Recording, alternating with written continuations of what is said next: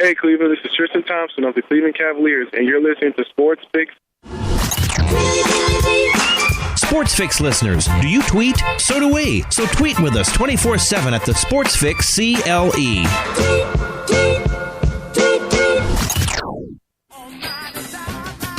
Business owners and professionals, do you want to take your business, your product, your team, your event to the next level? You want to advertise right here with the Sports Fix. Our listeners are among the most loyal listeners, terrestrial or internet. The Sports Fix universe is not only the radio show, but tens of thousands of fans on Facebook and Twitter. Email me, Jerry Myers, thesportsfix@AOL.com. That's thesportsfix@AOL.com. And let me help you swing for the fences and hit it out of the park right here on the Sports Fix.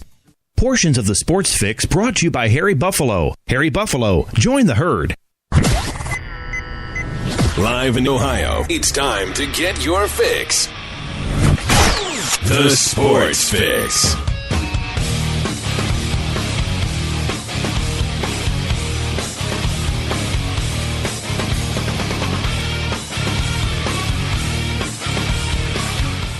Hump day, off we go, running away here on the Sports Fix. This is going to be a super compact edition of the Sports Fix. I'm going to say that carefully because otherwise we're going to be here for 3 days if I say it's going to be a shorter edition. But hey, Indians are getting ready to play some afternoon matinee, super early matinee baseball here today. First early one of these of the season, as we know.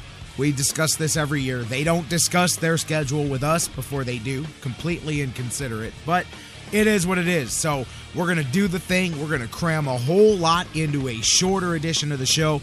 Get you guys off and running to watch as much of that game as you can here. And then, of course, the Cavs at it tonight, too. And we know who they're going to play in the playoffs. That's all part of the topics of conversation today as we roll. Like I said, hump day, middle of the week, busting through it.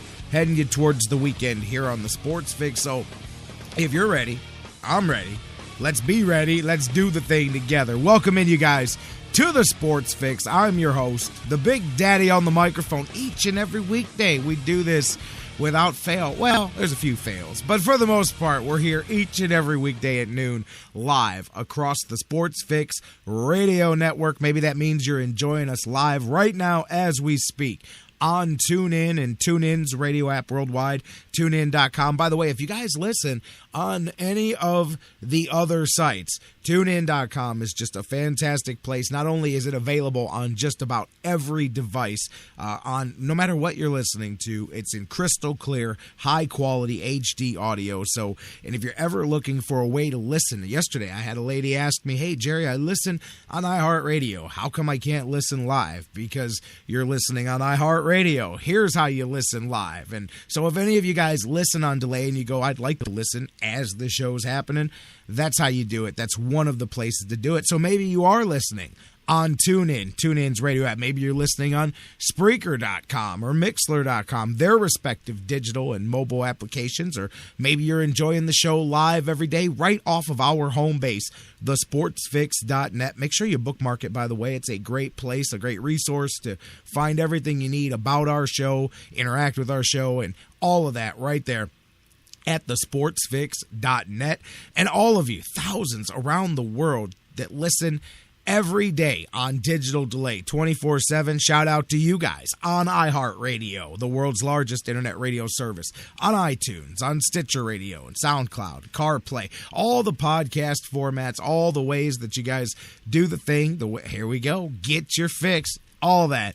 Doing it right here. Thank you so much. And be a part of the show. We're off and running, and we want you to run with us. 216-539-7535. 216-539-7535 is the number to call anytime, day or night. Facebook and Twitter. Facebook.com/thesportsfix. Tweet with us at the Sports Fix CLE, because we've got so much of our audience in different time zones, different area codes, different everything. And it's such a 24-hour listening audience. So we try to keep all of those channels open. So no matter what time it is here, there, where you are, we're all doing the thing together. Facebook.com/thesportsfix. Tweet with us at the Sports Fix CLE. You can email us thesportsfix at AOL.com. We're going to get rolling here. Dan Wismar, he's going to join us earlier in the show. After the first segment, we're going to get Dan in. We'll spend the bulk of this first hour talking to Dan Wismar about all the things. We're going to set some stages, though, here. Let's clear the plate for a minute. Let's clear the deck and start one. Yesterday, and by the way, guys, let's start with the Tribe. What a hold-your-breath, scary moment right off the bat. 8 pitches into that thing yesterday.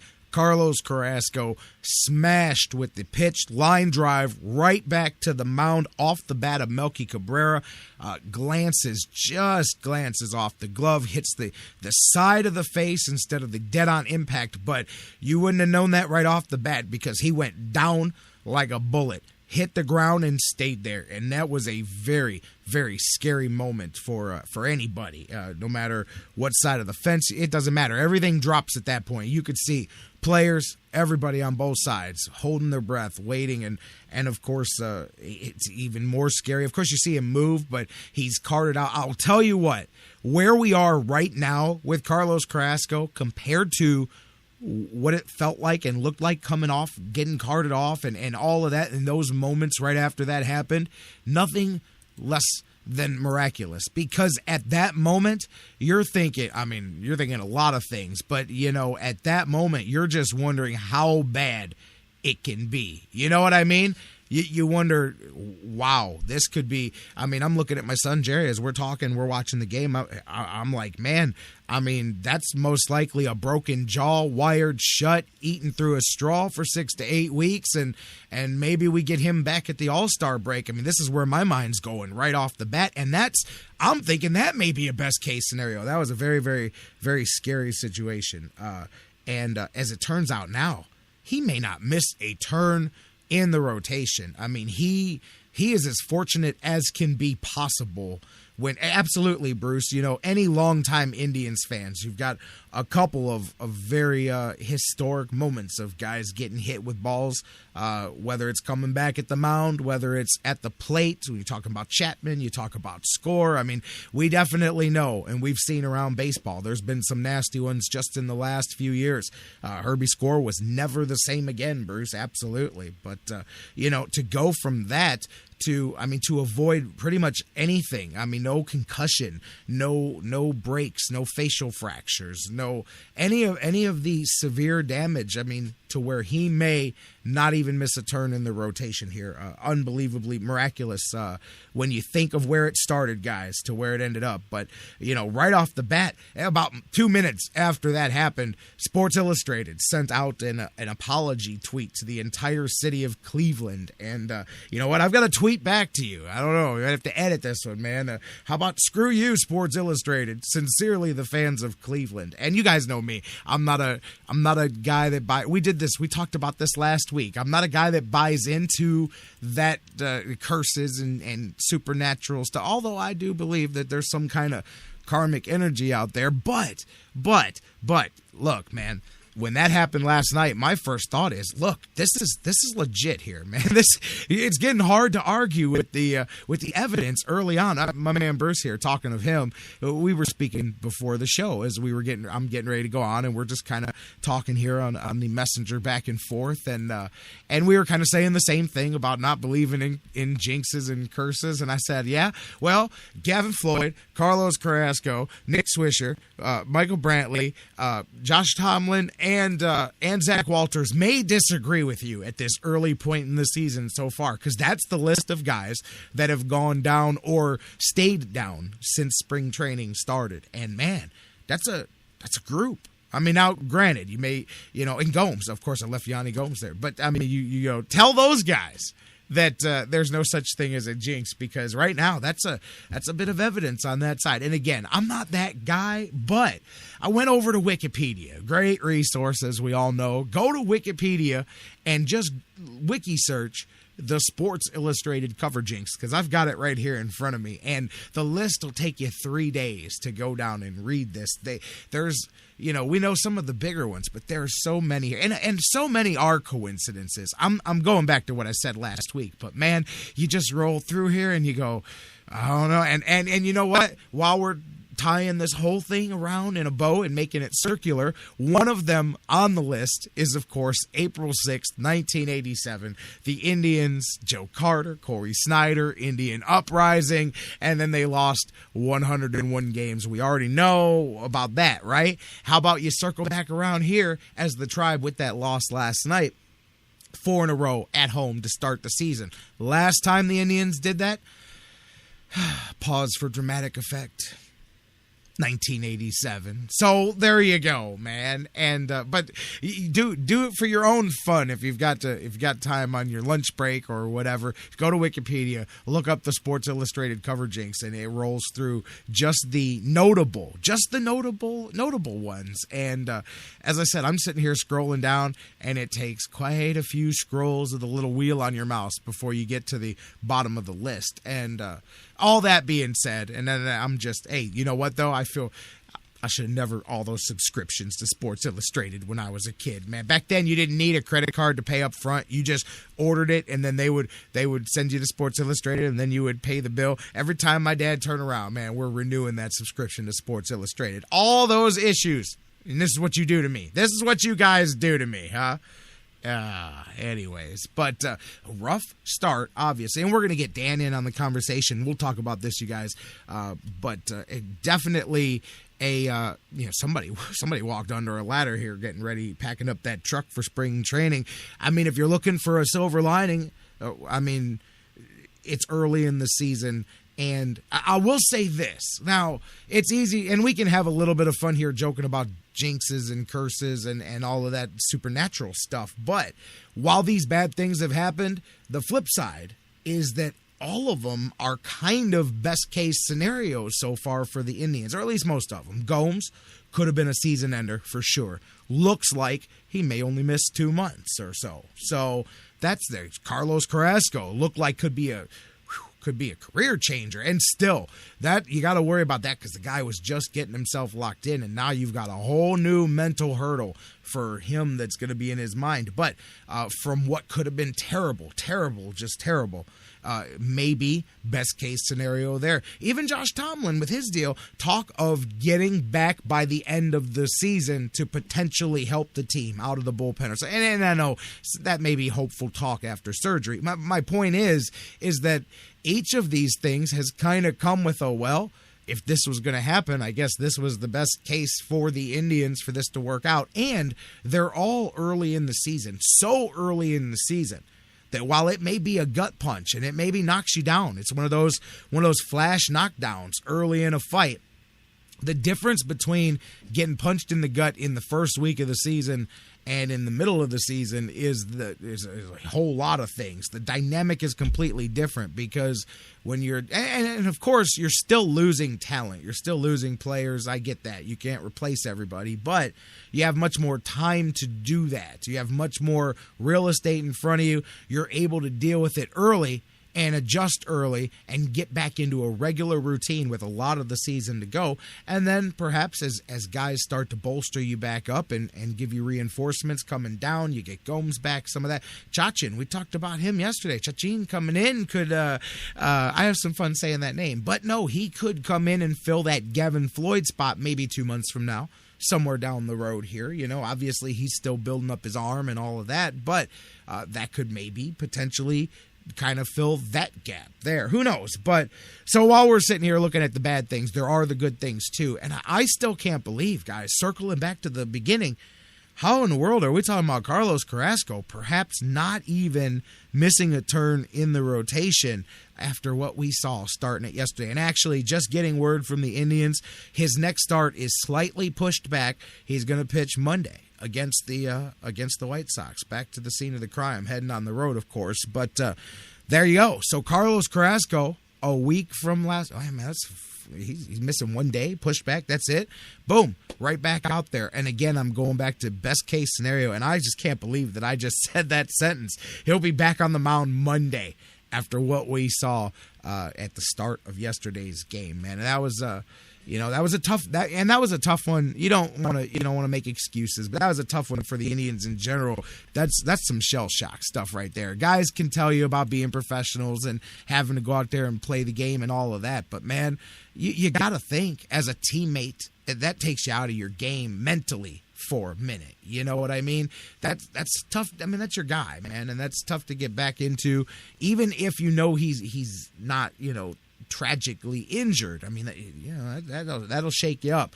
And Zach McAllister, give him some credit, man. He had come in cold and not ready to go. I mean, hey, it is what it is. But the Indians, and they missed a couple of opportunities offensively to get things going later in the game, and it is what it is. It's a 4-game losing streak. They have yet to get off the schneid here at Progressive Field. They've got one more chance to do that as they're going today. It's Trevor Bauer and the Chicago White Sox, and we'll talk about that as this show goes on. We'll update you.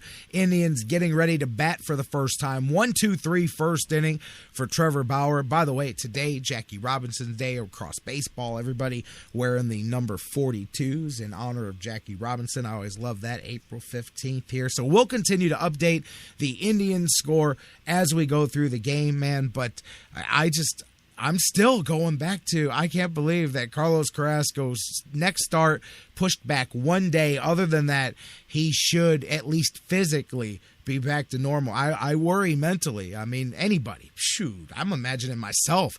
This is no media guy being self-critical of an athlete or being critical of an athlete. I'm going, man, that's more power to you. Any player in that situation that's able to get back out there, that's going to be tough. And so that'll be interesting to watch next Monday against the White Sox as Carlos. But I mean, man, I still can't believe we're saying that here he goes back out there. So while it's easy to point at cover jinxes and things going wrong early in the season, they've all been tendered with best case scenarios for the Indians so far. So maybe, just maybe, the sky hasn't fallen completely. Okay, maybe a drop or two has fallen, but it's okay.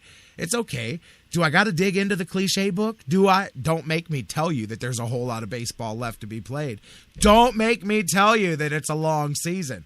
I'll do it 17 times before today's show is over. I'm telling you, talk about a long season, long rest of the life coming up for Aaron Hernandez, and rightfully so. Aaron Hernandez found guilty this morning, right before we went on the air, of the murder of Odin Lloyd back in 2013. He was officially sentenced a few minutes later, life in prison without parole, first-degree murder. He was also found guilty of the accompanying charges of firearms and ammunition. But that jury was out for a minute. What was it, 7-8 days? I think that jury went out April 7th. They come back in this morning. So that's a whole week that jury sat out. We know that they went over a lot of the exhibits in there, and not a positive conclusion for Aaron Hernandez. You knew it, though. I mean, and they knew it. They knew it when they threw up that desperation. And whenever the defense in the closing statement changes their entire trial strategy, that's when you know things haven't gone well for you at this point in the juncture. And that's where it was. Aaron Hernandez, and he's still got another set of charges to deal with there, as he's going to have the Boston case. Remember, there's a whole nother homicide case involving Aaron Hernandez that has nothing to do with Odin Lloyd. That one's going to be coming up probably in the next 6 months or so. I don't know. I think they were waiting for this one before they begin officially the process of going to that one. But Aaron Hernandez won't be playing football for the maybe some longest yard stuff, but maybe he'll run into Lawrence Phillips in there, man. It's back-to-back days, too, with crazy stories like that. NFL's got to love days like this, but this, to me, goes back to what I said. Ron Graham was tweeting for us yesterday during the show when we were talking with Dr. Football about character issues. I said, man, that's where it's easy to blanket them all together. But it's one thing when you got a guy who skips out on paying his parking tickets and stuff. It's another thing when there's a really, really bad person. I keep thinking back to when this cat was playing. I mean, especially when you look, you guys will hear more about the other case as it comes out. Odin Lloyd is the one that's been in the news now, but the details of the other case amaze me because of the simplicity of what it took for Aaron Hernandez to allegedly kill somebody. It was as simple as a spilled drink and a feeling of a perception of disrespect. And I keep thinking to the culture in the NFL, and I'm like, man, he was getting hazed when he came in just like any other rookie. All the stuff that vets do, it just makes you wonder if you were another player. You sit back and you wonder how close. You wonder. I mean, think about it. This guy in the Boston case allegedly waited outside, followed a guy, drove to the stoplight, and blew him away because the guy spilled a drink on his shoes, and he had been feeling disrespected in the NFL. That was the part of that that's got me. And again, you guys will hear more about that as it comes out, but that was the part about that got me. Was part of it was he had been complaining about feeling disrespected in the NFL, that nobody was giving him his props and all of that. And I go, man, how close was another player to, him waiting outside in the parking lot of the stadium at the practice facility or something, man. But whatever. The NFL won't have to worry about that with this man. Aaron Hernandez, as we said, found guilty, sentenced to life without parole for the murder of Odin Lloyd. Up next, the Boston murder charges that he'll be facing next.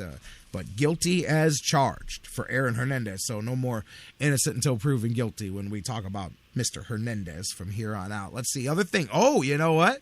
We're going to get to the break here in a minute. We'll get Dan Wismar in on the conversation. But we do know, even though the NBA, what an exciting night with two playoff.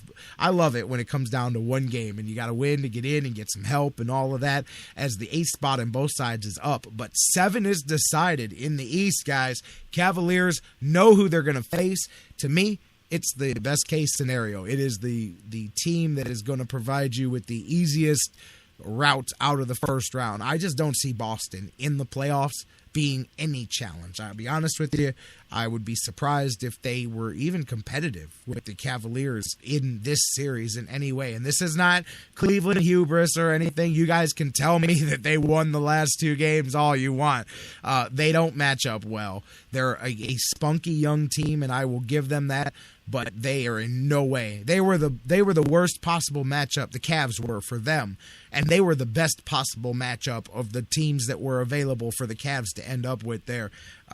As much as I wanted a bit of a tougher challenge, I did. I hope they bring some fight. I do. Brad Stevens has done a great job of getting those guys together, and we're going to preview the series more here as we get later on in the week. We'll get more into it, but taking nothing away from them, they're not ready for what's about to happen to them in the first round of the playoffs. I think I saw, LeBron James teams in the first round playoffs. I think he's in the single digits in the number of games lost in the first round series. I think it was something like 36-7 or some ridiculous number like that. So in all of his, which is basically every season in his career, except for the initial one, he's been in the playoffs. So there you go. He's got it's in single digits, the number of games that his teams have lost in their first round playoff series. I don't expect anything different from the Cavs here. I thought the Pacers would have been a much, much different challenge. A few weeks ago, we were looking at the Heat. The Heat were officially eliminated, so they're now out of it. And that one kind of, you know what? I'm not surprised because of what happened during the season with the Heat, but I am surprised. I thought they were going to be, and I think with Bosch, I think if things didn't change there, they would have been about a 6 or so in the East still. They weren't going to just completely drop off. A lot of people thought that they were going to miss the playoffs just because LeBron left. If the situation with Bosch didn't happen, they'd still be there. They would have still been in there at all. I think they would have been around 5, 6, somewhere in that area, probably about 6, something like that. But they miss out on the playoffs. Now you've got a couple of scenarios tonight. We talked yesterday a little bit about over in the West, what you've got going on there. Oklahoma City's got to win, and they've got to have the Spurs win against the Pelicans for them to get in. Pelicans are in with a victory of their own or an Oklahoma City loss. However, OKC is playing, what are they playing, Minnesota tonight? So not very likely possibility, but, that's why they play the games. Not very a likely possibility, though, that the Wolves win that one here. And then over here, and I'll tell you what, last night after the Tribe game, I don't know if any of you guys Hoops fans watched that game with Washington and Indiana. double overtime. Not just overtime, double overtime. That was a hell of a game last night. Washington, of course, coming in to play the Cavs here tonight. We'll preview that at the end of the show. But fan appreciation night at the Q. But, man, for a second there, I thought Washington was going to get it. Indiana would not go away. Give them credit. They get that victory there last night. And now here it comes down to the final game of the season here as well, as you've got Brooklyn and you've got Indiana. Who is going to end up with that final playoff spot in the East? Indiana controls their own destiny. They're in with a win. Brooklyn has to get help as well. They've got to win their game, and they've got Orlando tonight, I believe. Yeah, Brooklyn's got Orlando tonight. They need to win their game, and they need to see Indiana knocked off. Now, that's very possible. I mean, hey, Memphis, no, they're locked up, so maybe Memphis is in rest mode. Maybe they're not trying tonight. If they are, then that's a little bit of a struggle. Indiana needs to win that game, and Brooklyn looking for Memphis to win that game, and then Brooklyn has to win their game against the Magic. We'll find out who gets those 8 seeds, but we know who's got the 7.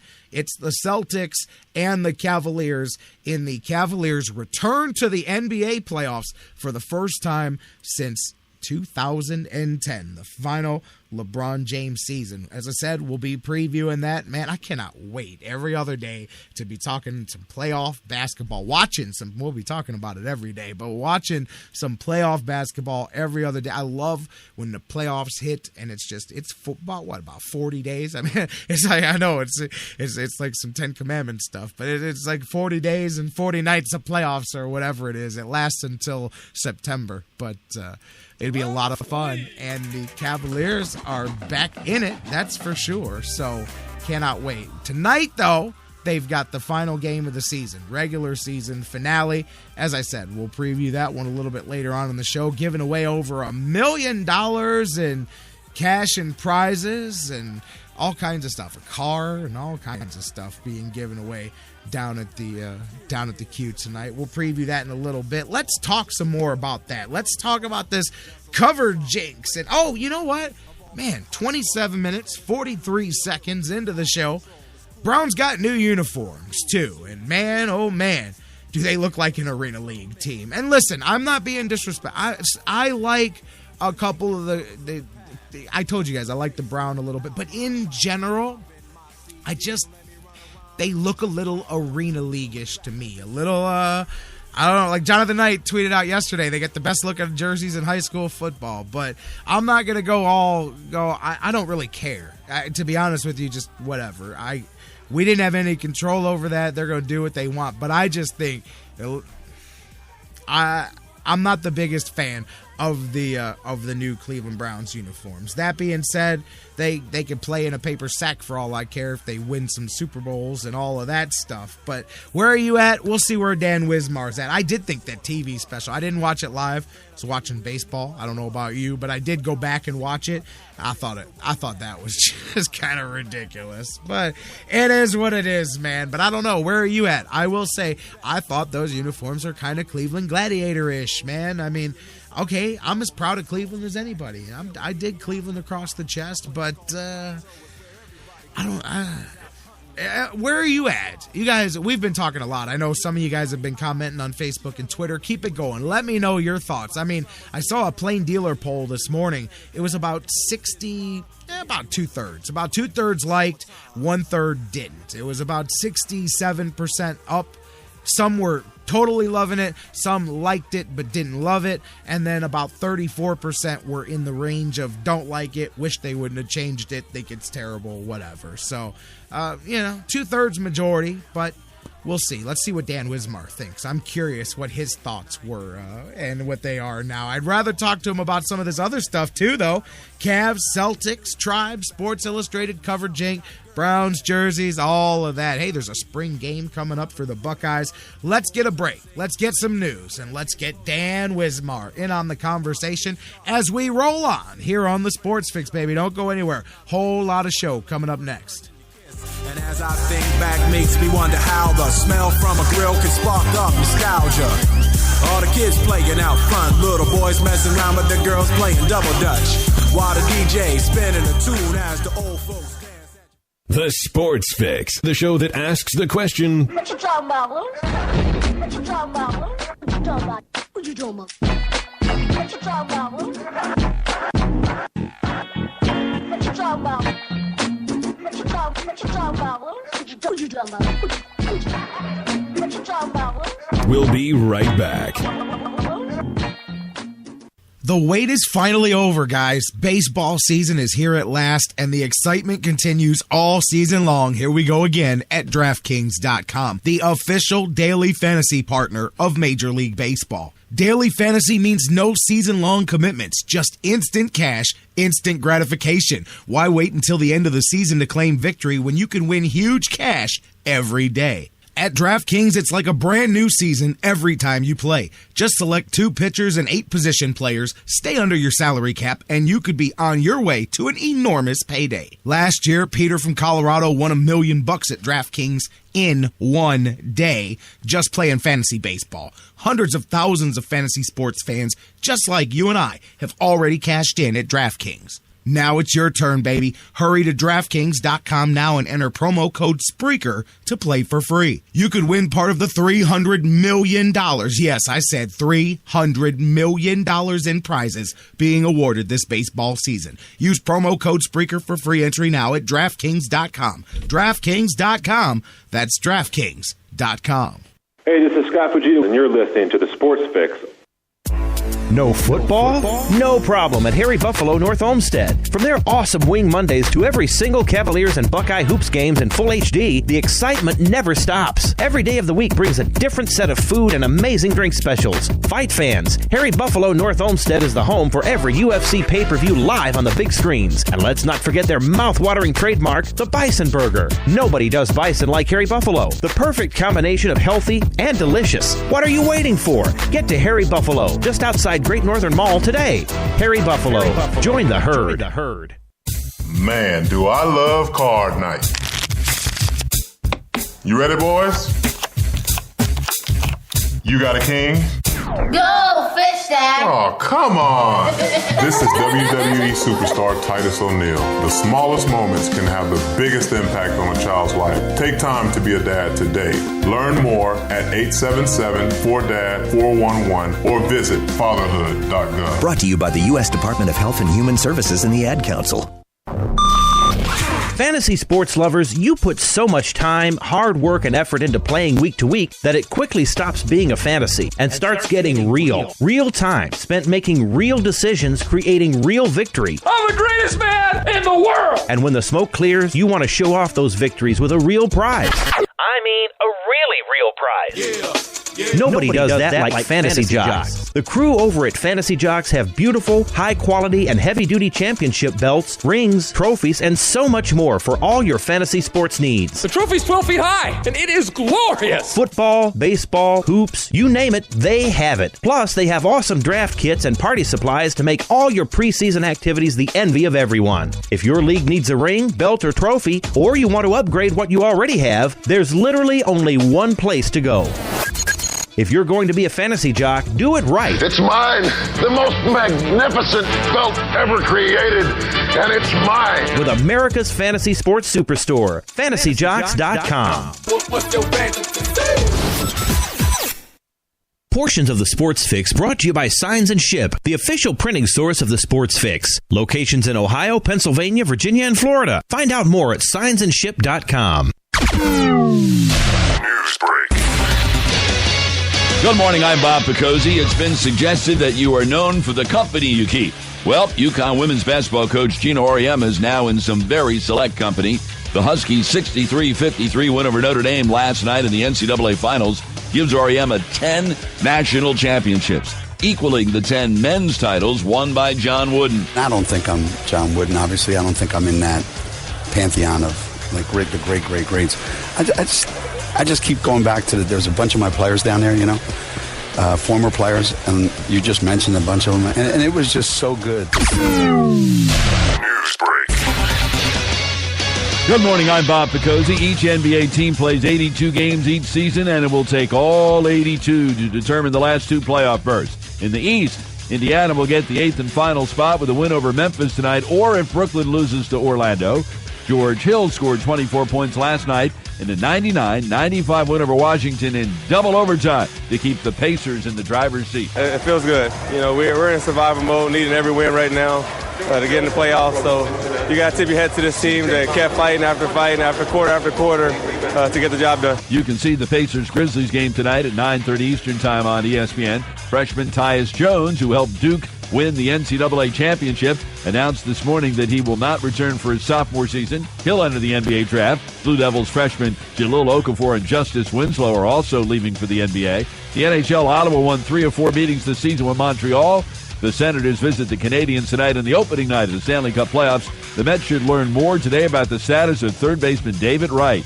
He left last night's win over the Phillies with a pulled hamstring. He undergoes an MRI today.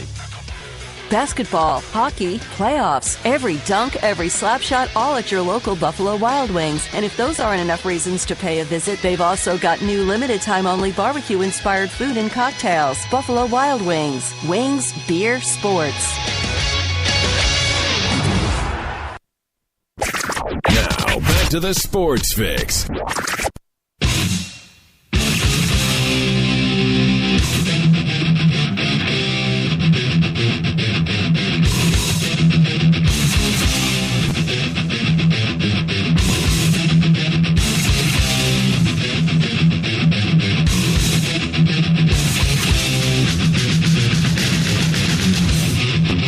Welcome back to the Sports Fix Live as we roll on here across the Sports Fix Radio Network. J-Rocc back with you, getting ready to be joined by Dan Wismar here from the Cleveland Fan, and everybody hates Cleveland, and he's all over the place. And he's here on Mondays and Wednesdays doing the Sports Fix thing with us, and we're glad to have him and glad to have you.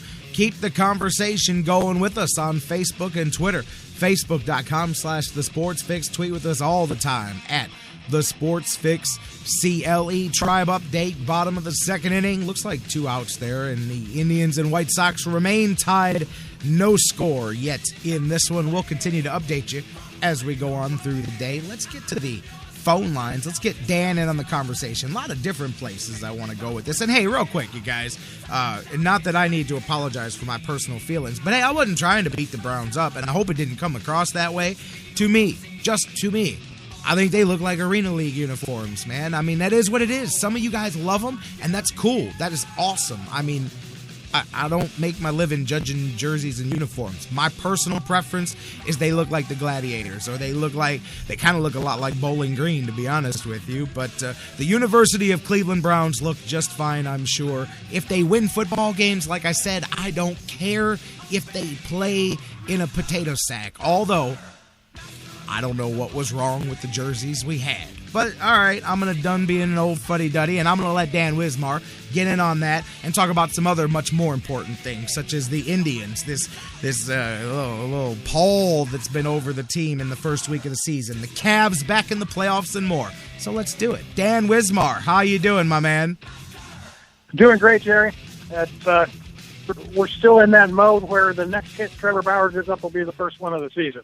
So, absolutely. How about that as he continues to roll along, man? And I haven't checked. Has he walked anybody? I don't have that. He did. He walked the leadoff guy in the second inning, but then he struck out the next 2 guys and got a pop-up. So he's only faced 7 batters through 2 innings. Hey, there we go, man. Way to go. All right, let's see how this goes, man. Just another reason to shorten things up. I don't know where you've kind of heard where we're at. Where do you want to take the beginning? You want to just start with the uniform since I kind of already brought them up? Yeah, let's do that. Let's get that out of the way. I figured, like you, I was watching baseball last night and among other things, recoiling in horror, curled up in the fetal position on my living room floor after Carrasco got hit. My sister's at the game. She's texting me going, "What's going on? Give me a report. What are they saying?" Because she was at the game and saw it, obviously, but didn't know any of the aftermath. And, of course, those of us watching TV didn't really know much either for some time. But you're right. It really is one of those half full, half empty things with the Indians. We've had a couple of gut punches, and, I'm not out on the ledge or anything, Jerry, but, I'm starting to unlock the window and open it up, It really has been, pretty unbelievably brutal here the first week of the season. And we talked for months about how important it was to get off to a fast start, and here we are. So, you take you play the cards you're dealt. But you're right, and like you, I've always been a glass half full guy, and Jan Gomes could be out for the season, and Trevor Bauer could have been Herb's score too. But we're sort of fortunate in both of those situations, and Michael Brantley's going to be back starting Friday, they say. Friday, so, yeah. When you're playing your first week of games without your two best position players, arguably, and Gomes and Brantley, and your number 2 starter goes down in a heap with a baseball in his face. I don't know how it'd been nice to have a better result, but man, oh man, like you say, it could have been worse. And so I'm going to just try to keep that attitude and remember, without spouting the usual cliches, that, it's April. That's all you can say. You just got to hope for the best. I will say this. If I'm Corey Kluber, I'm watching my back. I'm watching every step. I'm making sure I'm not tripping over things. I'm watching out for everything because I'm just saying right now. That was my first thought. Last night. Someone locked Corey Kluber in the closet until his bubble wrap him up. And put an ankle bracelet on him or something to just track him everywhere he goes. Same with Bauer. So Dan, when Gomes went down, everybody went cover jinx. I said, no, I'm not going to jump there yet, although that's kind of a bad way to start things. When he got hit, Carrasco being he, got hit with that pitch or with that ball last night, I instantly said, okay, wait a minute now. This is 2 freak injuries in less than a couple of days apart from each other. That's when I started to go, and I'm not joking. We all say Sports Illustrated and covers and Madden covers and all of that stuff. I pulled up that wiki. I'm looking at it right now on the cover jinx, and you just forget how many things can pile up over 40, 50 years. This list is so long, it's ridiculous, and I'm going, man, all right, it's easy for all of us super smart people to go, wow, we don't believe in that stuff. But, man, it took me 3 days to read this list, and I just saw 2 freak injuries in 5 days from the Indians, man. So makes you scratch your head, if nothing else, and go, boy, maybe there's something to it. Maybe somebody out there doesn't like it when you're put on the cover or something. I don't know what it is, man. Well, we know for a fact that the Detroit Tigers didn't like it. Seeing the Indians on the cover of Sports Illustrated. I think they proved that pretty definitively. But beyond that, no, I try not to jump into that bucket. I do too. There. I do too.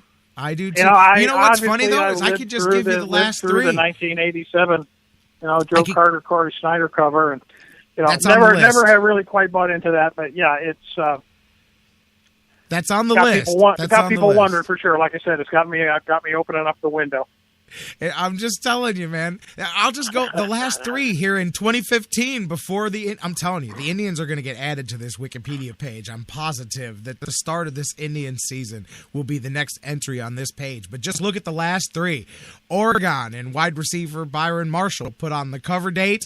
And then, of course, we know what happened at that point when they played the Ohio State Buckeyes. Seattle and their defense put on the cover. Of course, we know what happened the next week when they played the Patriots.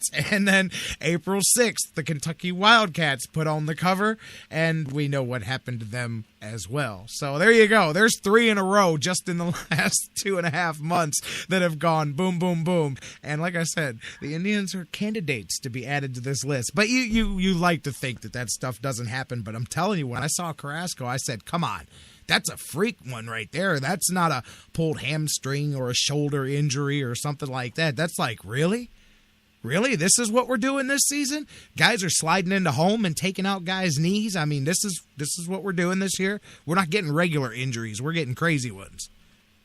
Yeah, exactly. And it really did look like a replay of what happened to Herb Score, kind of a low-line drive coming right back at him. How does he not even miss a start? Yeah, did one of those Cleveland fan profiles recently about Herb Score and read up a lot about that situation, and it really was like a reliving of that. How does he? How does he not even miss a start? I mean, that is just fortunate right there. How do you? It really is, because like you said, it hit him flush in the cheek. It looked like, and an inch higher, and it's in his eye.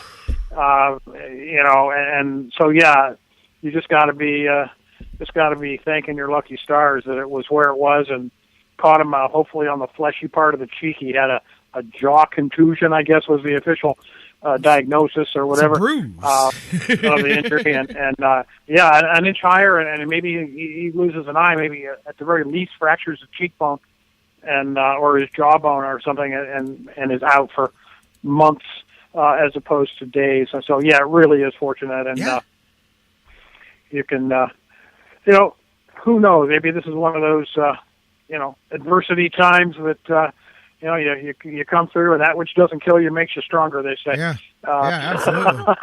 Well, I couldn't believe to find out how the team reacts to it mentally, and how Carrasco reacts to it mentally, too. That's what I was talking about earlier, Dan, is how do you get back on the mound after that and then not, that's got to be, I couldn't do it. I couldn't do it right away. Yeah, it's got to be tough, and we'll see how or if it affects him performance-wise on the mound, and fortunately, we won't have long to wait to see how that goes, and over time, obviously, I'm sure it'll go away. But you'd sure have to be flinching those first few times, or first couple times you see a batter swing and maybe see that ball coming back in your direction. It's got to be reliving a nightmare. And not even a concussion. And for those of you guys that don't know, as Dan said, he did a good piece on it. Look up Herb's score. I mean, he was never, ever the same after, and I mean, that's unreal. And here we go, man. I mean, so that's why if you're looking for the good side, it's like, okay, yeah, you would have wished these things didn't happen, but 2 months most likely. You got Gomes back. You miss 1 day of Carlos Carrasco. And I mentioned even Tomlin. Even his injury and surgery perhaps leaves him able to contribute at some point this season. Maybe not, but that's more of a stretch. But he wants to try to make it back for the second half of this season. And again, these are all where the sky is definitely pieces are falling, but it could be a whole heck of a lot worse. And as it is now, it's just a slow start to the season. And it really, I don't get, none of the rest of it has me. I'm not worried about the record. I'm not worried about any of that stuff right now. We're a week into a baseball season. I'm not even thinking about that stuff. It's the injuries, the depth. It's making sure that we can get to the rest of the season that I'm concerned about. Well, that and a few things where, some of the concerns that we had about the team are being sort of, magnified, do they have enough right-handed hitting to fare well against left-handed pitching? The answer to this point, obviously, is no. Is the bullpen going to suffer from maybe some overuse last year? Certainly early returns not good on that score either. So I thought about you, too, the other day when they decided to DFA Sean Markham. What was up with that? Because I didn't really get that. And after a fairly promising performance in his only timeout, not only do they, decide to go a different direction on the roster, but they designate him for assignment. So a little surprised about that, and I wondered what the thinking was there. Well, I was going to ask you the same question. I mean, literally, Jeff Gorman and I were talking about him. I mentioned him at the end of our conversation, and I said, hey, that's an encouraging thing. Even if you keep him around just as a long man in the bullpen or whatnot, he apparently is all the way back. And then a segment later, I get the news about them bringing up Hayes, signing Chachin, and designating him for assignment. And I'm like, really? Because did we miss something? Was he throwing garbage and we just didn't see it, and he was just getting guys out on accident the other day? I was scratching my head at why they DFA'd him. Yeah, me too. Didn't really get that. And by the way, Trevor Bauer now through 3 innings and now has a 9-inning no-hitter this week. 9-inning no-hitter. I just saw it on my screen here as we're going. I clicked over to the middle of the 3rd inning. I said, well, here we go again. This kid's now he's now got a whole no-hitter, right? He's now thrown a whole no-hitter between the 2 starts, right? Yeah, that's it. 9 innings of no-hit ball. Completed it, baby. Yeah. Oh man! And obviously we needed a good effort out of him today, more than anybody even realizes, I think. But, absolutely. Got to get a little bit of a break for that bullpen. Absolutely, man. And, you'd really like to get this one here today just because it's the end of the homestand and you don't want to go for the whole thing and just have that black cloud hanging over you and the fans that are there and all of that, man. And so it'd be good to grab this one here, get a break, get a breather, get a day off. Like you said, they're going to get Brantley back into the lineup here. You'll get the Twins, and it should be a chance to maybe get your offense jumped up a little bit, and then you go to Chicago and you get a chance at revenge at the White Sox early next week. Yeah, right. You got 9 straight, actually 12 straight against division opponents, and 9 on the road. Then you come home and host Kansas City for 3 after that. So really, the 3 games in Minnesota look like something of a break. But they always play us up there, and we'll see. But you are going to face some bad pitching up in Minnesota. You know that. So, like you say, a chance to get the bats going. But 9 straight on the road. You need this home win today. You need to get off the schneid at your own ballpark. They haven't done anything offensively against Danks yet today, have they? No, they haven't. Although I noticed 3 or 4 line drive-outs. They've had Bourne lined out to the pitcher. They've had a couple of line shot outs to infielders and to one to the outfield. So it doesn't look like he's fooling them. So far, we're just hitting them right at people. And again, I'm not watching it on TV. I'm following it on at bat. I'm with you. I'm following. I'm not seeing a live feed of it. Absolutely. Same thing here, man. And just, little things, too. Like, what was the other thing I know? Like, just silly things early in the season on top of the injuries and the things like that. Like running yourself out of plays. I mean, even as simple as Aviles yesterday, getting doubled off, when you're not paying attention on the fly ball, lose track of how many outs there are, stuff like that. And then, it's, except for Jerry Sands came through the other day with those clutch hits. But, I mean, that's the other thing that it feels like anytime this squad does get something going, they're missing that big hit. They're missing that ability to push it across, to get it going, Yeah, you're right. And it'd be different if you were having bad luck, if you were playing, good baseball. But even like the ball that fell in on the opening day when Ramirez tries to make a play and he and Brantley get their signals crossed and the ball drops up, it's just bad baseball. It's not necessarily, hey, you're a bad defender or we're playing bad defense. It's, some guy didn't, either Brantley didn't call it soon enough or Ramirez ignored Brantley's call and ran into him. But anyway, it's easier to take if it's just luck that's going against you. But when you're not playing fundamentally sound ball, that's doubly hard. Those are yes. Lonnie Chisenhall just leads off the third with a base hit, first hit of the ball game. So maybe the Cubs getting something cooked up here in the third. Yep, and I'm with you. You just hit it on the head, especially when things seems like they're against you. Injuries or just bad luck or you're hitting a bad patch, and you get those during a baseball season. It's sticking the course and being fundamentally sound. Everything will work its way back towards the mean as long as you don't try to overreact. Like, oh, by the way, Ramirez yesterday, speaking, you just mentioned a bad play, but I like the head-up play on getting the guy at third yesterday. Little things like that. Those are the things, the fundamental things. You got to stay solid there. You can't, as I said, have those mental errors and those things like that. Looks like the Indians got a little something cooking here in the bottom of the third. 2 on, nobody out, so perhaps a chance to break through offensively here in the third inning against Danks and the White Sox. Yeah, Perez and Chisenhall back-to-back getting on base. So, love to see. Have they led in a game that these 5 games that they've lost? I'm not so sure they've had a lead in any one of them. No, I don't believe they've had a lead in any of them. They've been playing catch-up all the way through the homestand. They've been playing catch-up the whole homestand, man. Yeah, they did obviously tied up the Tigers a couple times in that Saturday game, but I don't believe they've had a lead in any of these home games yet.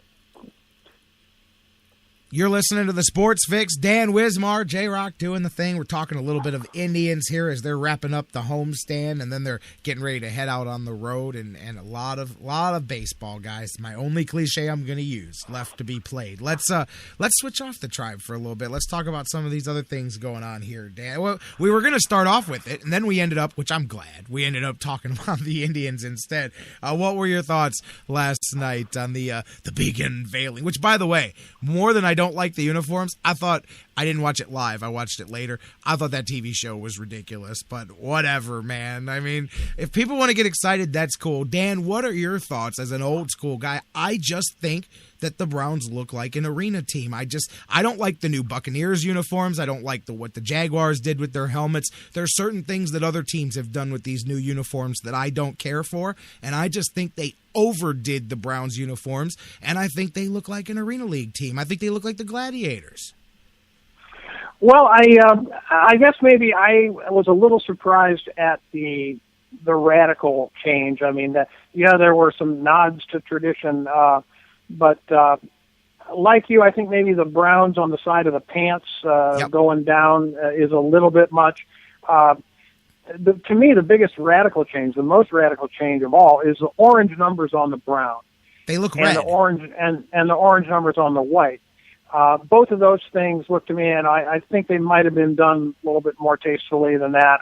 I don't know. There's nothing that I really hate about them, and I really have been lately of a mind that, I'm a traditionalist. I'm an old school guy. I mean, I watch Jimmy Brown play. I mean, I've been doing this for a long time, and I love the fact that the Browns logo is no logo. I didn't want to ever change that, and in general, I'm a bias toward keeping it the same as opposed to changing it. But more and more over the last 16 years, I've come to, be of the belief that, really what tradition are we preserving here? More and more the tradition of the Browns is a losing tradition, and less worth preserving. And so if you make a change, really, so what? Like you say, obviously, much rather, see a winning product on the field. I was a little irritated last night, though, by some of the tweets that were coming out after the reveal, talking about, hey, go to the old uniforms and get a quarterback, as if it's one or the other, as if the Browns have been so wrapped up in their concerns about the uniform that they just flat forgot to land a franchise quarterback somehow. They said, just so forget the quarterback. With the uniform that they just neglected to do that. Come on.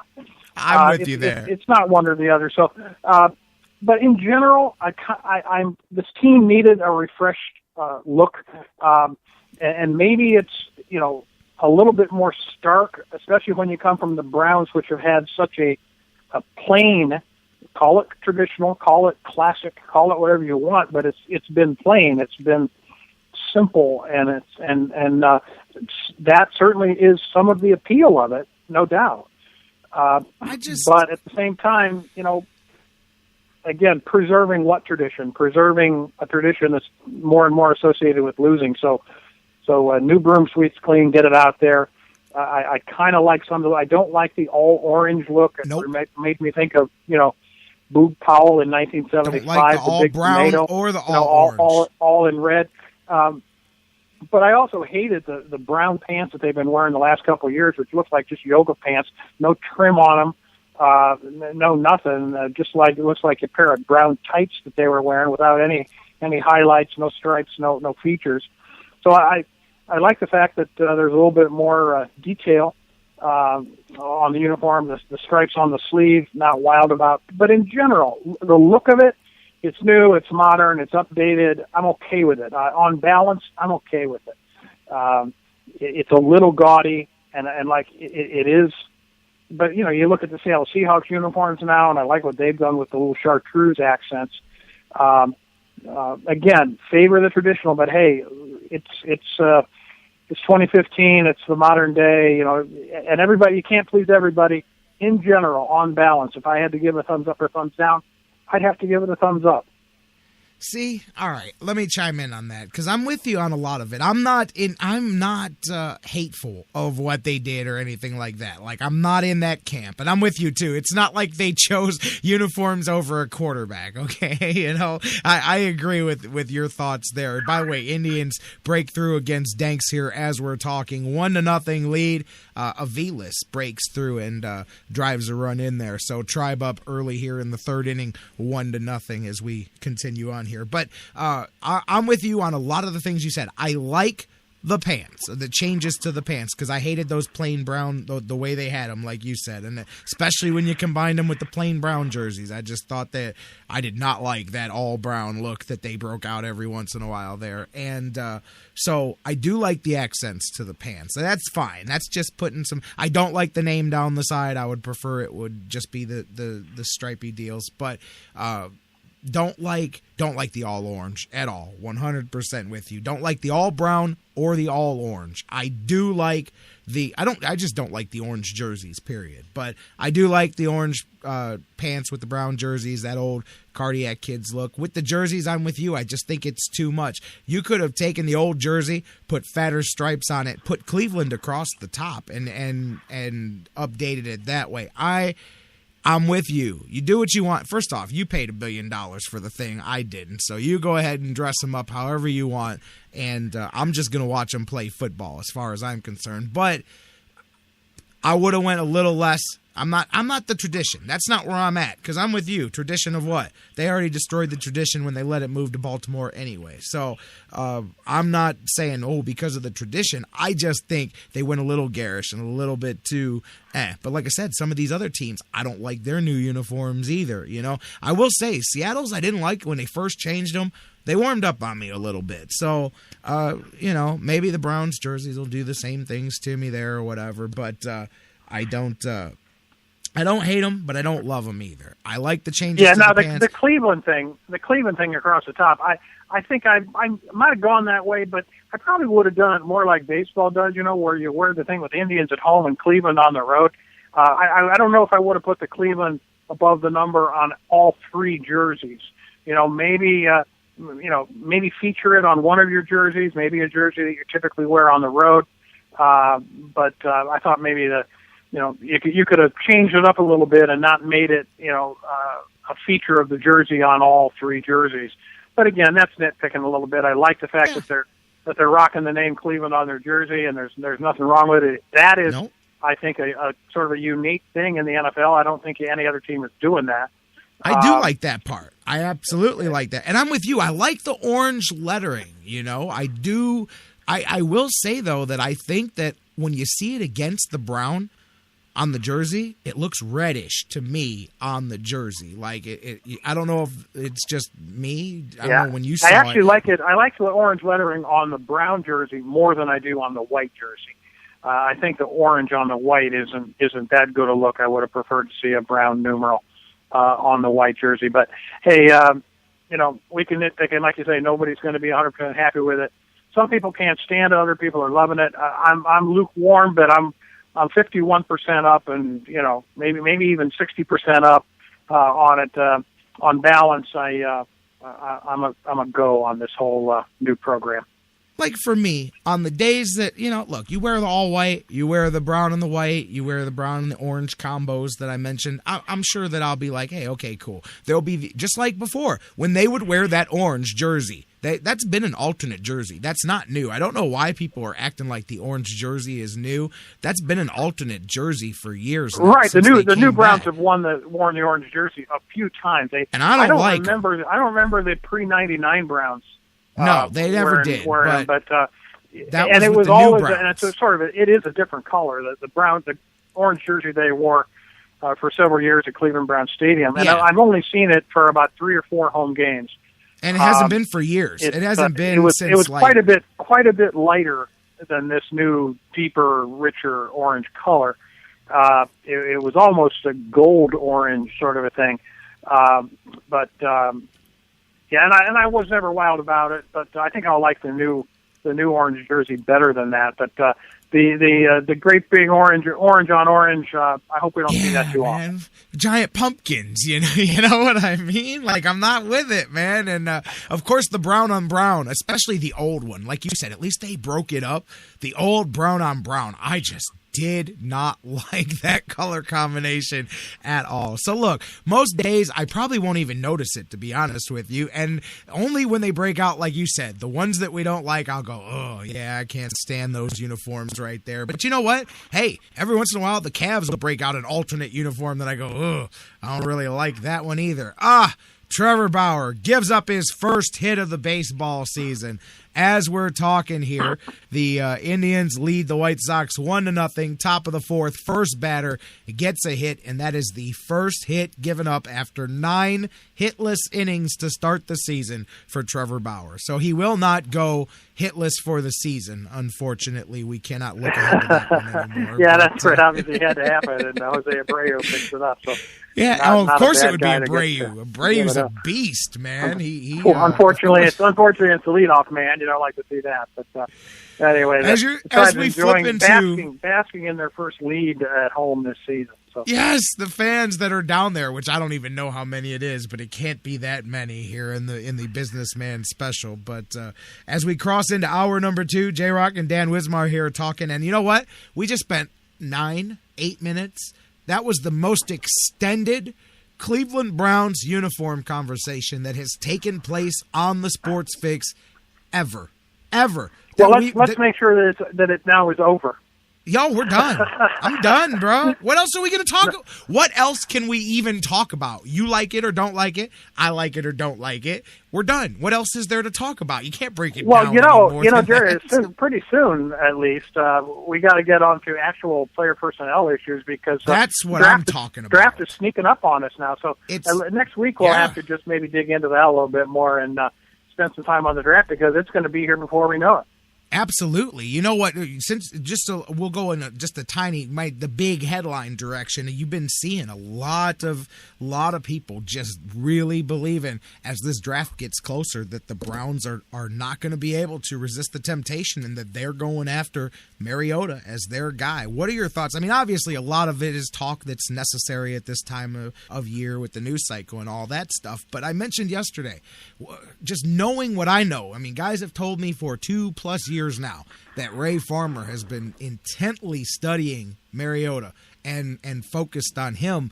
Man, just when he keeps coming back to him, and I'm like, it's hard for a guy to go away from somebody that you got your heart set on and not pull that trigger. And I wonder, although yesterday Dr. Football and I were talking, and I'm like, man, why do people look past 1 and 2? And Tennessee needs a quarterback. Mettenberger's not the guy, man. So I think that they could easily both take a quarterback there, although I'm not saying for sure that's what will happen. But what do you think? I just don't want to see the Browns use the assets that it's going to take to make a trade to get up high enough to get him. Now, if he falls to you at 12, Mariota, all day long, you take your chances with that and do what you got to do because that's worth, to me, a risk at that point in the draft, unless he's going to free fall to 19, but I highly doubt that's going to happen. So that's different. But, man, trading up, where are you at on that?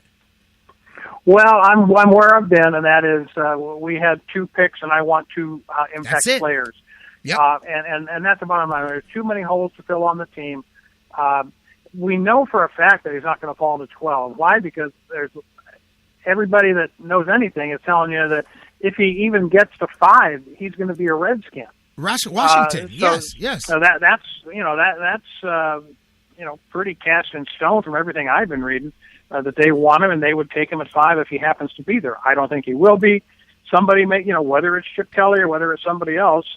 If you think Ray Farmer, has a Jones for Marcus Mariota, what do you think about Chip Kelly? What do you think he would move heaven and earth? I guess the thing that scares me is that here's going to be a team sitting at 2, maybe 3, whether it's the Titans or whomever, and they're going to be saying, hey, well, we really want to take Mariota, but, geez, here comes the Cleveland Browns. In other words, it's going to be some team is going to see us coming. In other words, that we're going to be so desperate, and our track record is one of desperation, and, the team that traded a second-round pick to move up 1 spot to take Kellen Winslow, those years ago.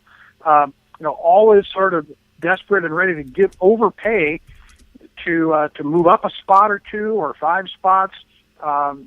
So these other teams know that, this is the Cleveland Browns' MO on draft day, is to overpay for what they want to do. And so maybe some team is going to see us coming and decide to take advantage of us and exploit us, and that's exactly what I fear more than anything else. Let the draft come to you. Wait till your picks come. Pick the best player on your board. Don't overthink it. Be sane. That's really all I expect. And have Jimmy has them tied up in a closet somewhere where he can't talk to any homeless people. So that's all I really want to see happen. No, I don't want Mariota. I'm not as high on Mariota. Some people are. Yeah, he's got it. He's not Andrew Luck, though. And mortgaging your future for him, 2 first-rounders, I heard Schefter say the other day, it would take 12, 19, and next year's first. Think about that. And I just hope like hell that they don't even consider that. I consider that to be insanity. That's killing yourself. I'm totally opposed to it. Killing yourself. I'm with you. I even saw the Phillip Rivers. One Browns group that I'm in on Facebook. I didn't go in the group. It showed up on my news feed. Hundreds of comments on this discussion about Phillip Rivers and the Chargers want 2 first-round draft picks and should the Browns do it? And I'm like, no. Listen, I like Phillip Rivers too, man. Is that your guy? Are you going to give up your first round of the draft for him? How long is he going to be your quarterback? He doesn't come with an extension. He's about to be a free agent. There's a whole now if he's going to extend, even then, do you get enough out of Phillip Rivers to give away 2 first-round draft picks? For a 33-year-old guy that's what I'm ready saying. To throw on the trash heap? No exactly. way. Exactly. I have said, and I've told people, and some people think I'm crazy for this. They doubt that I'm even serious, and until I tell them that I am, is that I like, Brett Hundley as well as I like Marcus Mariota, and I think you can get Brett Hundley. You almost for sure get him at 19. You might get him in the second round. You might get a Bryce Petty or a Brett Hundley in the second round. If you're going to draft a quarterback, Hundley. We'll draft one, but don't be crazy and mortgage your entire 2 first-rounders and maybe a pick next year for one of these top 2 guys. I wouldn't want Winston on my team, and I'm not as high on Mariota as some other people are. I think Brett Hundley may be a prospect that's going to take him a year or 2 before he can be a productive NFL QB. But as far as physical tools, size, running ability, mobility, arm strength, he's got it all. Unless there's something about Brett Hundley that I don't know, I was very impressed with him for the last 2 seasons out there at UCLA, and he's a guy that I like almost as well as any other quarterback in this draft. So Me too. If I'm the Browns, I'm biding my time, and I'm going to take a look around in the second round and see if Petty or Hundley might happen to be sitting there. And if they are, maybe I roll the dice on them. But I've already got a lineman, maybe a nose tackle or an offensive tackle, and a wide receiver in my bag already before I go look in that direction. See, I'm with you. Hundley, I like Hundley more than Petty. If I'm going developmental, second, third round quarterback, I like him more. That's funny because months ago, when you first said that, I'm like, that's my guy too, man. And a lot of people are like, I don't like Hundley, and I do. I think he's got the skill set that if you coach him up in the NFL, he may. Who knows? But I think he's got as good a chance as any of those other guys that you're talking about there for sure. And you sound like you described the first 2 rounds the way I wanted to go down. I said earlier this week. The first 3 picks to me, and they don't have to go in any particular order, but I think you come away on both sides of the line and a wide receiver with your first 3 picks, and I really think that's what they're looking to do. Yeah, I hope that's the way it plays out, Jerry. And whether it's Danny Shelton or whether it's Lael Collins or whatever, we all know kind of who those guys are that are worthy of first round picks, and I just hope they play it smart and solidify them, their lines on both sides. That's the way I want to see it happen. If you want to go looking for a QB in round 2, that's fine. Here we got the bases loaded now against Bauer here in the bottom of the 4th. So he's going to. Of course, the good news, he's got J.B. Shuck up at the plate. So we'll hope for the best.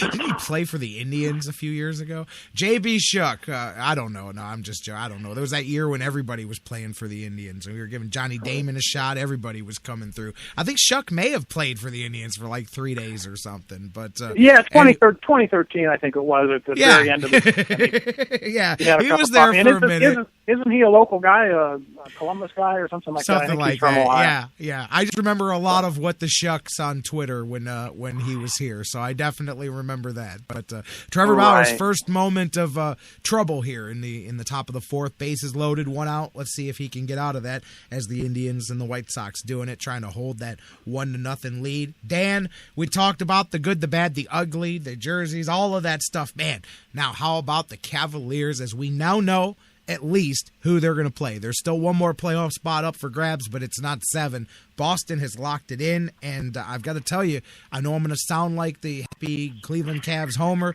but of all the people the Cavs could have played in the first round, this one is the one that I'm closest to feeling is a 4-and-out type series for the Cavs. Well, obviously a sweep would be great, and I like you. I don't think the Celtics are going to match up well with us. I think they, maybe they steal a game in Boston. Who knows? But I just think that there's been so much build-up here, and LeBron is, this is what he's been waiting 82 games for, yeah, and this is it. Kind of at times just biding his time and looking bored about having to play all these silly one-night stands just to see the playoff tournament. So now it's go time, as he likes to say, and I have a feeling that when games get close with the Boston Celtics, LeBron will say, "Okay, guys, let's roll. It's on me." And I just think he'll take over games. We've seen him do it. He's capable of doing it, and I think that's what we'll see when a clearly lesser opponent, gets within single-digit points of the Cavs in a game. That LeBron's just going to say, "Okay." Here's where we roll. And I'm with you. That's how I was pointing out his success in general in the first round throughout his whole career. He's lost 7 first-round games. So that's less than 1 per trip to the playoffs. So he's very good at taking care of the early business in the playoffs. I think this is a good time, obviously, for a lot of the guys that hadn't played in the playoffs before. They'll get their first experience here. I mean, LeBron was just saying this morning. I mean, he said all season, but, about how quickly you don't look past anything because any series can change. And that's why I'm not in any way saying, hey, you go out here and sweep these guys. You have to do it. But I do think the potential's there for 4 games where Boston gives the Cavs a run, but the Cavaliers at the end of the day pull it out and take it out, like you said, particularly with a guy like LeBron leading the way. I like what Brad Stevens has done to even get Boston back into it and get them into the playoffs. I mean, wasn't a month or 2 back? Weren't they like 10th or 11th in the conference? I mean, they were not even in the discussion, and then they made this run in the second half of the season. They picked up Thomas. They made some moves, and then look what they've done here. And they end up not just making it, but they made the 7th seed. Yeah, it really is surprising, and it's to Stevens' credit. Midway through the season, they lost Sullinger, Jared Sullinger, for the rest of the year, and people were just sort of writing them off, and they get some unexpected performances from the little point guard, and whose name is escaping me. But they're getting performances from unexpected Avery places. Bradley? Right, and so yeah, to their credit, put on a good run. So yeah, you don't want to face a team that's getting hot at the right time of the season, but at the same time, I just think they're overmatched, and we'll hopefully see a maximum 5-game series here, and maybe get some guys some rest if some of the other series go longer. And I'm with you there. That's where I'm going to safely hedge my bets and say 5 as well, because Boston can very well steal one at home and get one. They're not going to win one at the Q from the Cavs here in this one. But, so that's my pick. And we'll preview it later on. By the way, Trevor Bauer gets out of trouble, middle of the 4th inning. Tribe holding on to that 1-0 lead. Bauer gets out of the bases-loaded jam, so the Tribe continues to hold on to their first lead of the season, and they're just about halfway through this one here, looking to get themselves their first home victory of the season and snap this losing streak at 4 before they head out on the road. Tell you what, Dan, all kinds of stuff, man, lately. But I mean, we've got a lot to get into as well coming next week, like you said, with the draft and all that. But something we've kind of looked past, talking all these other things in playoffs and sports and everything. The Buckeyes, they got spring game coming up. They've had spring practices going on. What is the latest you're hearing? I know you're all in the mix down there with stuff that's going on. What's the latest going on out of Buckeye spring practices? Well, the spring game this Saturday, of course, I'm watching. I'll be writing a recap of the game for the Everybody Hates Cleveland site. So that'll be up probably Sunday or Monday. But first of all, what Urban Meyer is doing here, he's got what's called the 2,000 Rep Club. Urban made a lot of noise. I shouldn't say a lot of noise, but he expressed his concerns last year during the college football playoff about extending the season to a 15th game, and he was concerned about the wear and tear on players and safety issues and health issues on the part of players, and got a little bit of national publicity for that, obviously, as he's sitting in the limelight there during the playoffs. he's practicing what he preaches here. He's coming out this spring and he's sitting guys down. Guys that had a combined 2,000 reps in practices and games already. Most of the veteran players, Joey Bosa, Taylor Decker, a lot of the guys that play defense, Josh Perry. He really rested them this spring. They did not play, and many of them are not going to play in the spring game. He's got a lot of his skill position talent out.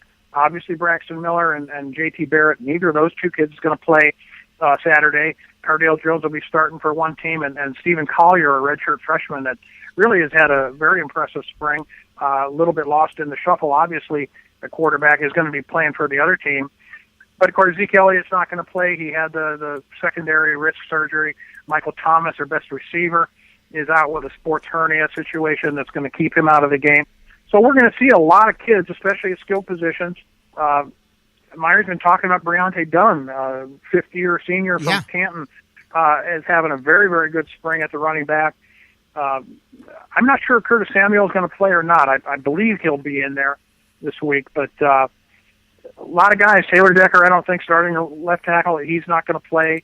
A number of people that have just been sat down. I think we'll see Bosa and most of the defensive starters.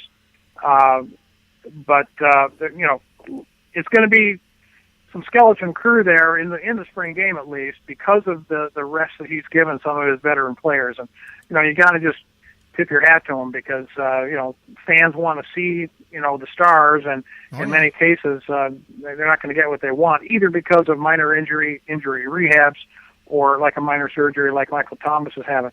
Noah Brown, wide receiver, is a guy who always gets noticed and mentioned when Myers asked about people that have stood out. He's a guy who came in as a freshman, played a little bit. He was up to 240. He's now lost 25 pounds because they didn't think he was going to work out at tight end, and they've slimmed him down. He's dropped 25 pounds. So he's looking very, very good at a wide out position. You might see Jalen Marshall playing out wide instead of in the slot on Saturday. But another guy that Meyer has mentioned is Sam Hubbard, a kid who redshirted last year, was a 5-star player coming in, a linebacker. They converted him to the defensive end, and he's got a very good chance to start. Either he or Tyquan Lewis will be the starter to replace, Steve Miller and the guys over on that side of the line opposite Bosa. So I would be watching Hubbard and Tyquan Lewis at defensive end. Try to see some of the young linebackers, whether it's Dante Booker, after the three starters, Perry, Raekwon McMillan, and Darren Lee. And certainly watch some of the wide receivers from Paris Campbell to Terry McLaurin, some kids like that no Buckeye fan has seen yet in a game. We're going to see certainly some wide receivers. We'll see Marcus Baugh at tight end and some players that haven't seen a lot of field time. That's what I watch for in the spring game is, basically get a look at kids that I've never seen play in a Buckeye uniform before, and there will be no shortage of those this week. Yeah, absolutely. And, of course, at halftime, a little bit of skills challenge going on. Cardale Jones, Troy Smith, J.T. Barrett. By the way, J.T. Barrett's done a lot more, I think, than some people thought. Obviously, still very limited, but coming back better than I think earlier, I should say, stronger than some people expected, even though he won't be out there. And looking for a big crowd, too. Buckeye, what was it, almost 45,000 tickets as of early this week that they had sold at $5 a pop. I saw the PD reported earlier that Nebraska's last weekend, they did 77,000+ fans at $10 a ticket for the spring game. I mean, that is nearly $1 million gate for a practice. Yeah, that's really something. They do. They are hoping. Obviously, Nebraska, it's a great football tradition there. And they've got a new coach this year, Riley, I should say, coming in this year. And so a little bit of, renewed optimism. They got Pelini out of there. They've got a new regime in town, and so there's some of that enthusiasm. Buckeyes have pulled 90 before. I always doubted that number because even when that stadium is full for the spring game, looks full, it's not packed in butt cheek to butt cheek like they do on game day when you get about 15 inches to sit your butt down. So even when it looks full, it's not quite full. And I think they take tickets sold in advance plus walk-up and add those numbers together for the announced attendance, and it's hardly ever turns out to be that many because all the advanced tickets don't actually attend. But I would expect a 65-degree day and sunny for what they're counting on down there, that they may very well put 60, 70, maybe more in the shoe for that game Saturday. Wouldn't be a bit surprised to see it. Yeah, it should be a beautiful day. Of course, it's on the Big Ten Network. If you're not there, if you're not going, or if you're looking to check it out a little bit on TV, I go back to that gate. I mean, there's schools that don't make $1 million all season in football. Nebraska made $770,000 at the gate of a practice. I mean, that's nuts. That's $750,000, Dan, to watch a spring game, man. It is amazing, and it always amazing. And I went for many years down to spring games in Columbus, and I just got lazy in my old age. And since they started, broadcasting it live on Big Ten Network, it's hard to get me to drive 100 miles and pay for parking and walk a mile and a half, whatever. So if I can watch a spring game on TV, if I can catch a scrimmage on Big Ten Network, I'll do that rather than play the game that we play on fall Saturdays. Good stuff, man. I'm with you too, man. Dan Wismar. Hey, speaking of with us, Tribe's with us. Chisenhall coming through with 2 runners on. Hits a double in the clutch. Tribe now up 3-0 over the White Sox. Now looking to stretch those legs a little bit. Just about midway through. I think they're in the bottom of the 4th there. Chisenhall comes through his first real big knock of the season, and they're a little bit of breathing room now. Tribe up 3-0, and looking at the way Trevor Bauer's been going, maybe he can make that hold up. Dan, enjoy. Yeah. Oh, go ahead. No, I was just going to say Sands with a single and then Rayburn double and Chisenhall double all back-to-back. So, yeah, good to see it. And hopefully 3 runs would be enough breathing room for Trevor. That's what they need to get a lot more of. And hopefully once you get Brantley in, I mean, we saw it the one day against Detroit, the 5 straight hits, those chaining things together, not just relying on the big 2-out double that you got from Sands, but those innings where you get one after another and you get the line moving, and they got to get more of that going. But, I mean, of course, you got to have all your pieces in there, too. So, right now, getting that going. Good way to hear that here. Dan, what do we got this week? You got the Indians. You got Cavaliers starting. I think there'll be at least, when is the first, is it Saturday or Sunday for the first Cavaliers playoff game? I am sorry, I do not know that. I don't either. I don't think they've announced it yet, to be honest with you. I don't think they set the schedule until the final, the 8th seeds are decided tonight, and then everybody knows where they're playing, and then they can set everything up from there. But I would think Cavs have the home court advantage, and the Monsters play Thursday, Friday, Saturday, but they play Thursday, Friday at the Q, which means Saturday would be the soonest that series can start. There's no way it can start any sooner than that because the first game is not going to be in Boston. So right, yeah. It may be an ugly game on tap tonight. Have to see. Don't know what the plan is. What do you think they do though? It's the fan appreciation night. I don't know. I think the starters play early and try to get a little lead, and then I think you get the old one at a time, take them out of the game, let them get their standing ovation deal. Yeah, that's probably the way they'll do it. I'm sure the guys will. The starters will. The stars, I should say, will start and play. Hopefully a quarter, maybe, and like you say, try to build up a double-digit lead, and then ask, Mike Miller and Joe Harris to hold the fort in Delhi.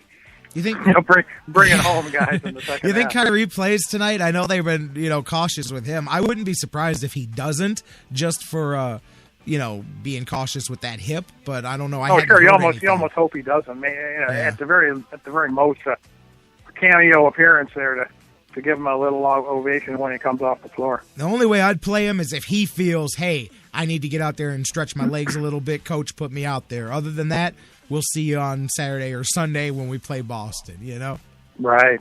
Dan, have a great weekend. Spring game, Tribe baseball all weekend long. Cavaliers playoff basketball. We haven't said that since 2010, and it is off and running here this weekend. By the time you and I come back on Monday, I think we're going to have some fun, man. Sounds good, Jerry. I'll be with you next week. You got it. Dan Wismar from not only the Cleveland Fan, but everybodyhatescleveland.com. You guys check him out. Tweet with him at DWismar, and he is here every Monday and Wednesday, right here, live on the Sports Fix. Let's take our final break of the day, come back, wrap things up, set the stage for tomorrow. Don't go anywhere. Final segment of the Fix coming up next. You know it when you're dancing. You show it. The Sports Fix, your choice for intelligent talk. That was wonderful. Bravo! I loved that. Oh, it was great. Intelligent talk. Well, it was pretty good. Well, it wasn't bad. Well, there were parts of it that weren't very good, It could have been a lot better. I didn't really like it. These guys must be on the wrong station. It was pretty terrible. It was bad. It was awful. It was Get terrible. him away! Hey, boo! Boo! The Sports Fix.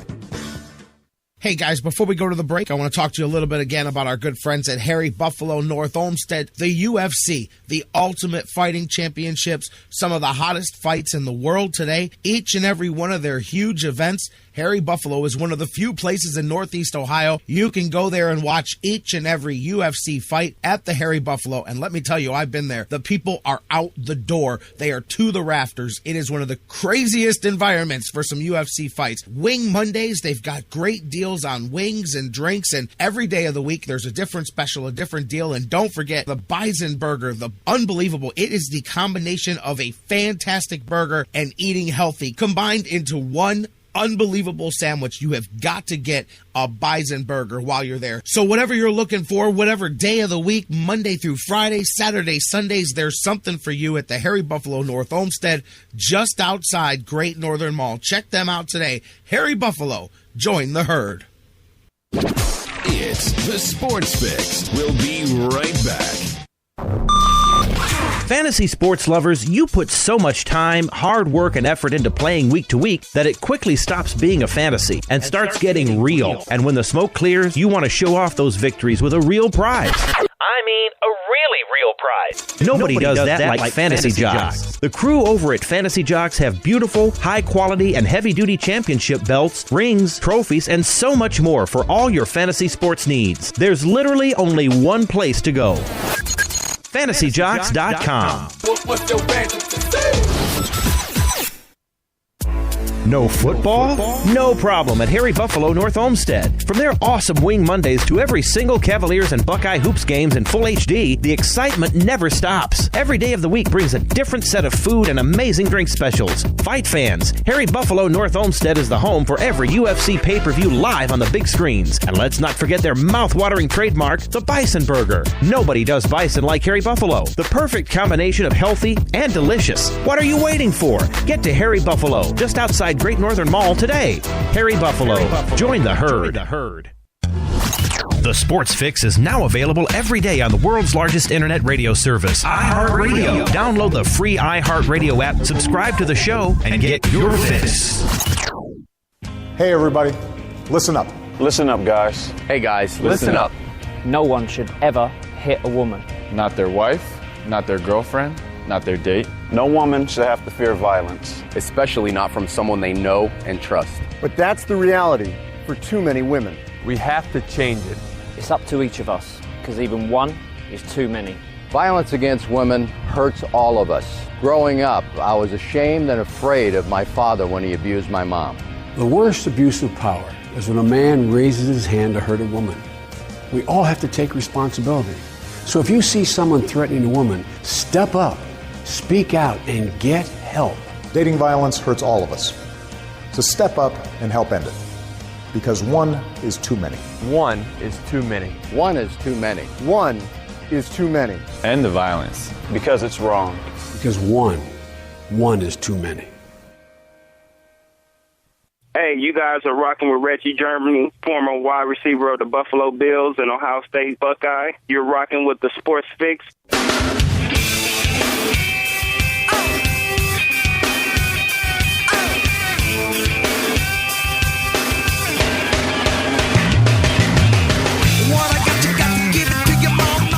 Welcome back to the Sports Fix as we wrap things up here for today. Speaking of give it away, that's a great segue tonight. Cavaliers giving away $1 million to Cavs fans. Fan Appreciation Night. Welcome back into the Sports Fix. J-Rocc with you guys here as we wrap it up. Put a bow on today's edition of the show and send you off into the ether until you come back here tomorrow. Of course, tomorrow we've got John McMullen from the Sports Network. We've got Mike Brandenberry from DidTheTribeWinLastNight.com. Both on tap and set to join us here tomorrow. Should always, as always, be a jam-packed, for my man Charles, edition of the Sports Fix coming up tomorrow. Tonight, though, a lot to go on. As a matter of fact, let's update you on this Indians game. Top of the fifth, 2 outs, Cleveland 3, White Sox nothing. Trevor Bauer continuing to do his thing here. A couple of good starts to start the season for him. Hopefully the Tribe can finish that one off. Then they get the day off tomorrow before they hit the road. Minnesota coming up here as they start the road trip through the Central. Cavaliers tonight, final game of the season at home, fan appreciation night as they take on the Washington. I almost called them the Washington Generals, and I have no idea why I had the Globetrotters on my mind there. The Washington Wizards, and this could be worse. I could have called them the Bullets, I guess. But Washington, Cleveland tonight. Who's going to try? I don't know who's going to play. I don't know how it's going to go. I know that the fans are going to win $1 million. They're giving away cars and cash and prizes, the jerseys off the players' back, the shoes off their feet, all the stuff that they do for Fan Appreciation Night tonight. Should be a lot of fun down at the Q. And then that's it, man. Now we hit this. Hey, chill mode's over, baby. This is what LeBron's been waiting for. 82 games down, 82 out of the way. Let's see what happens when the playoffs begin tomorrow. We'll start previewing because, of course, tonight we know who the Cavs are playing, but there are 2 spots open. We went through the Western Conference set up there and what's got to happen. Oklahoma City needs to win and get help. The Pelicans of New Orleans just need a win to get in or an OKC loss. Thunder are taking on the T-Wolves tonight. New Orleans takes on the San Antonio Spurs. Does Pop sit, guys? There's a lot in play there because only one of those teams is going to be the 8th seed, and they've got a battle with the Warriors. You know what's funny? I was going to mention this as my last story of the day, and Dan Wismar sent it to me right after he went off the air. Speaking of the Warriors, whoever's going to face the winner, either OKC or New Orleans. How about Steph Curry? How about what we saw? Maybe you didn't see it. Go look it up. It's on ESPN. It's going all over this morning. 77 consecutive 3-pointers made in practice. I don't care if that's at the playground, if that's at practice. I don't care if you did that in your backyard. 77 consecutive. You go make 77 consecutive foul shots and let me know about that, let alone 3-pointers, man. That boy can shoot that ball, man. That is Splash City for sure, man. But what a deal there. What a shooter. What a shooting family. It's in the blood, man. Them boys was born to shoot that basketball. 77 straight 3-pointers. But that's going to be an interesting first-round matchup there, whichever team ends up in there. And then, of course, over in the East, you got the Pacers. And you got the Brooklyn Nets. Nets have really cost themselves. They should have had this final spot locked up. They've lost 3 of their last 4 games. It took a 6-game winning streak for the Pacers to get where they are, and they have won their way into the playoffs. They're coming in hot. That's another reason that I'm glad that the Cavaliers ended up not running, because that's a buzzsaw. They're coming in. They'll have to win tonight to get in, so they will have come into the playoffs on a 7-game winning streak. Had they run into the Cavs, I'm not saying that you can't, but between the matchups and that's a much tougher matchup than what they got with the Celtics. So Pacers have been on a roll.